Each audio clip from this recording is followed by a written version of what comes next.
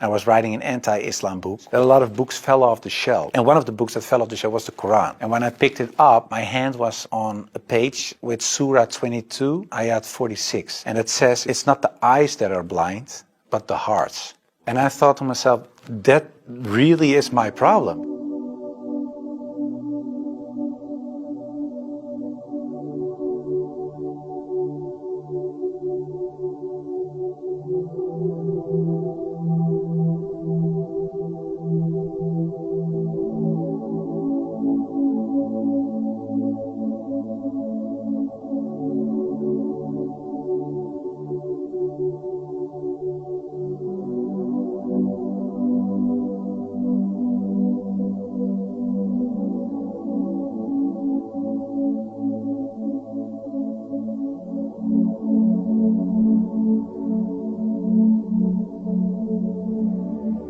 Before I was a Muslim, I was a Protestant Christian from the Reformed Church. We read from the Bible, we all got biblical names, we were all baptized, we went to church, etc., etc. Of course, I believed that there is a creator, I believed in heaven, hell, I believed in angels, revelations, and of course what separates the Christians from the Muslims is that I believed that Jesus Christ was the Son of God. Yeah, in a more philosophical way, I believed he was God himself, of course. I believed in the resurrection and crucifixion of Christ, of course, and I believed in the atonement. But because the Trinity is a very complex concept, whether you believe it or not, it's still very complex, because if there is a God in the Bible, it says God is eternal. But if you are eternal and in the same you die, you cannot be eternal, immortal at the same time. So it was something when I was a little older, 16, 17, I started questioning things like that. It's not very logical. I talked to many priests, preachers, even rabbis, and the answers I got weren't very satisfying. That made it for me kind of complex, and in the end I had some doubts about stuff like this, but I said, well, I set it aside and I thought, okay, I just believe it, and perhaps I'm not smart enough to get the whole picture. And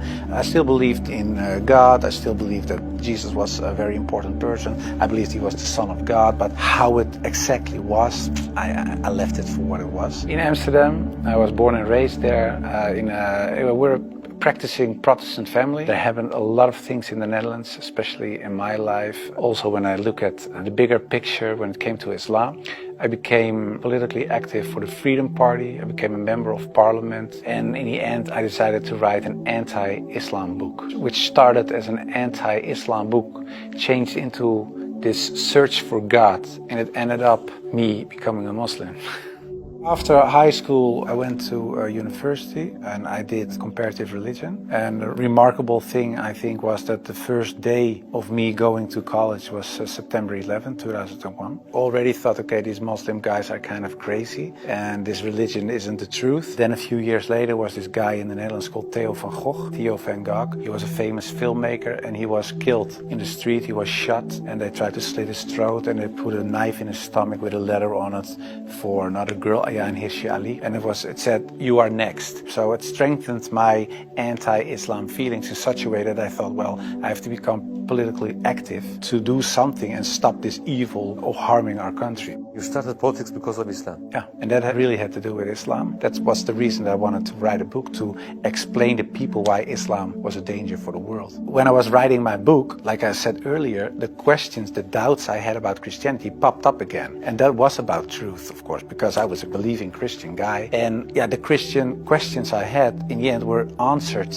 in an Islamic way. Because, of course, when I started writing the book, a lot of people think that it was a political book. But it wasn't so much a political book, it was a religious book, because I wanted to show people why Islam was a danger as a religion. And I wrote it from a Christian perspective. So in the beginning, I made a comparison between the Christian concept of God and the Islamic concept. So I started comparing it. But because I had these doubts about the Trinity, and I saw Tawhid, the oneness of God in Islam, I thought, yeah, it sounds a little bit more logical. And then I thought to myself, well, I reread the Bible to refresh myself and see, okay, why isn't the concept of Islam, the Tawhid concept, isn't the Christian concept? So after weeks and weeks of study, reading, rereading all kinds of books, I thought to myself, okay, perhaps this oneness of God is something that is true. So that's how it started.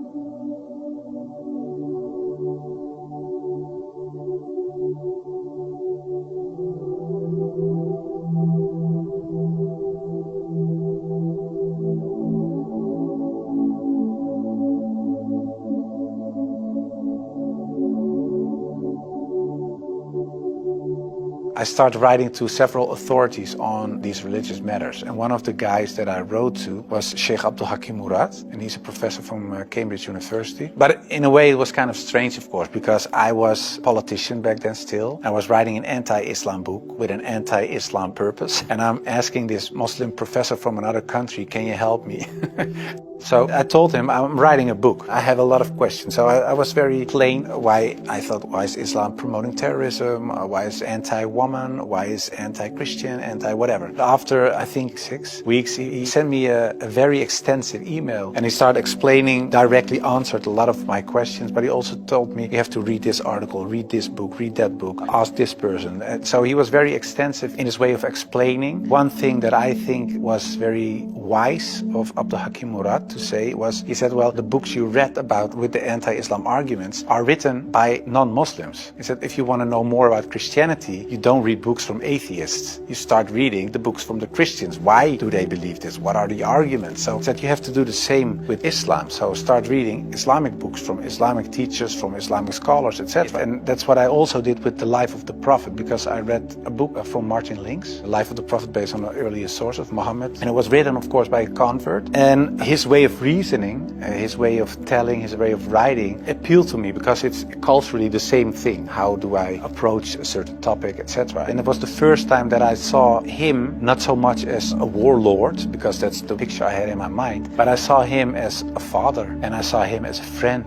and a teacher and so much more. And so, yeah, I saw the person and his character, and I said, well, I can say a lot, but I cannot say that this is not a good man. So his character persuaded me to read more and to want to know more. Story about Hind. She was the wife of one of the enemies, Abu Sufyan, and in a way they gave money to kill Hamza, the favorite uncle of the Prophet, and that was what happened on the battlefield. He got killed. They even paraded with his ears and cut off his nose and horrible stuff. So the Prophet was deeply sad, of course, of what happened. And years later he became powerful. He came in power in Mecca. And then there was Hind. And I was reading this book and I thought, okay, now she gets crucified or her head gets cut off or something like that. But he said, well, I cannot look at her right now, but everybody is forgiven. And if you want to stay here and live among the Muslims, it's possible. If you don't want that, you can go. But bloodshedding is over now. And I thought to myself that she was forgiven. If you can forgive someone who kills a relative, especially a favorite uncle of you, even starts parading with parts of his body to show other people that she humiliates you and whatever you stand for, that means you have such a great character. It's very special. It's something you don't see. And that's what he did. So I thought to myself, well, it was a really special guy. And when I thought that, I thought, well, I have these arguments for him being a prophet. I see his character. I see the way he treated other people. I see how he treated his enemies. I think he is a prophet. But then I thought to myself, whoa, that's horrible. Because I already accepted this oneness of God. And now I say he is a prophet. If I say there is only one God and Muhammad is his prophet, it's almost shahada.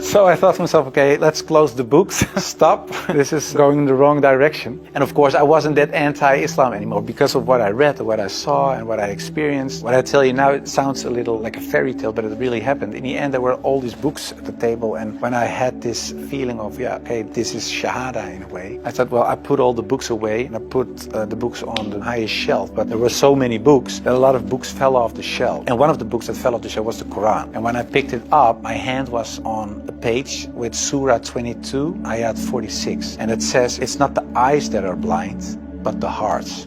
And I thought to myself, that really is my problem. I could see it with my own eyes, but I still couldn't accept the fact that I said he is a prophet, there is this one God. I just couldn't. So it wasn't my eyes that were blind, but it was really my heart. I couldn't accept it. I think my nafs or whatever, my ego, I couldn't accept it. And I said, well, God. I don't care if it's the God from the Bible or the Quran. Give me a sign or something so that I 100% sure know this is the way. And I went to bed, but when I woke up, I felt very secure in myself. I really felt very secure. I've never been more secure about anything else. The whole anxiety or the whole doubting issue, it disappeared like snow for the sun. I thought to myself, well, I think I'm a Muslim.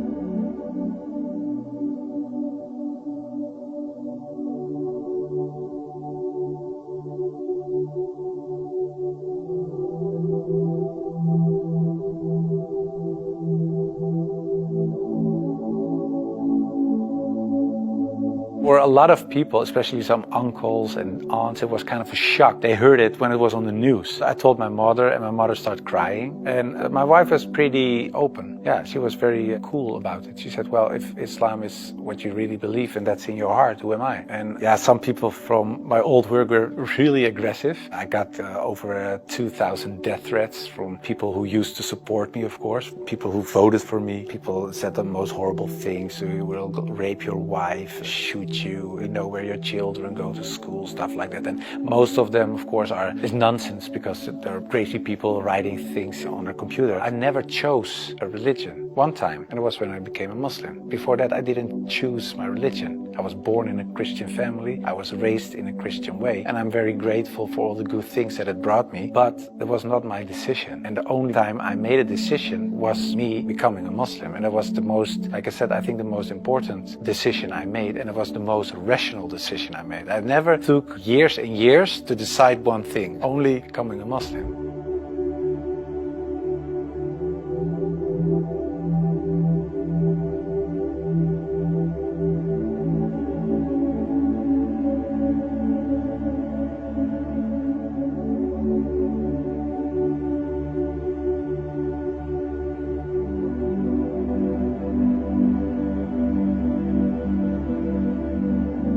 We founded an organization. It's called the IXC, Islam Experience Center. And we go to schools, primary school, high school, college, universities, but also to departments of the government, other social organizations, churches, to take away misconceptions about Islam, to share the message, to show Islam in its true colors. And we do it by virtual reality with the glasses, so it's a very fun experience as well. And we try to erase in a way the things I said and done in the past.